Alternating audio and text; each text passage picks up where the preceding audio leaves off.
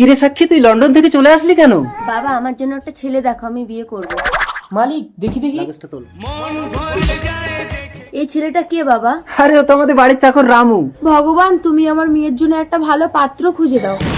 আমি স্বর্গপরী, সাক্ষীর বিয়ে হবে তোমাদের বাড়ির চাকর রামুর সাথে।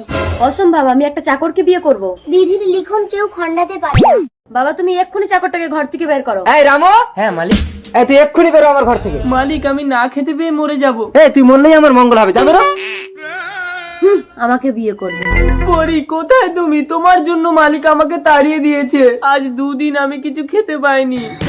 খাবারটা খেয়ে নে রামু, চিন্তা করিস না, ওই সাক্ষীর সাথেই তোর বিয়ে হবে। সাক্ষী মা, দেখ এদের মধ্যে কাকে তোর পছন্দ, তাকে তুই বরমালা পরিয়ে দে। একেই দেই। বাবা এরা তো জম্বি হয়ে গেছে, তুই চলে আয়, তোকে কামড়ে দিলে তুই জম্বি হয়ে যাবি। কাছে এসো না। এই জমি চল বাড়ি চল।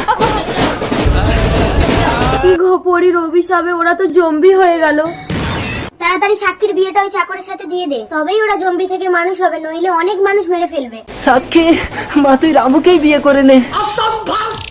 সাক্ষী সাক্ষী, কি গো তুমি পেছনের দরজা দিয়ে বেরিয়ে তাড়াতাড়ি রামুকে নিয়ে আসো। তাড়াতাড়ি আয় রামু। এই তো রামু এসেছে। সাক্ষী দাঁড়াও, রামু এই বাড়ির চাকর না, তোর বাবা ছিল এই বাড়ির চাকর। ছোটবেলায় রামুর বিধবা মাকে মেরে দিয়ে এই বাড়ির মালিক হয়েছে, আর আমি সেই বিধবার আত্মা। বাবা তুমি এত বড় বেঈমান। মা তুই আমাকে ক্ষমা করে দে, তোর মায়ের কথায় আমি এসব করেছি। ছি মা। রামু আজ থেকে তুমি এই বাড়ির মালিক। আর আমি এবারে চাকর। তারপর পরীর আশীর্বাদে জম্বিগুলো মানুষ হলো।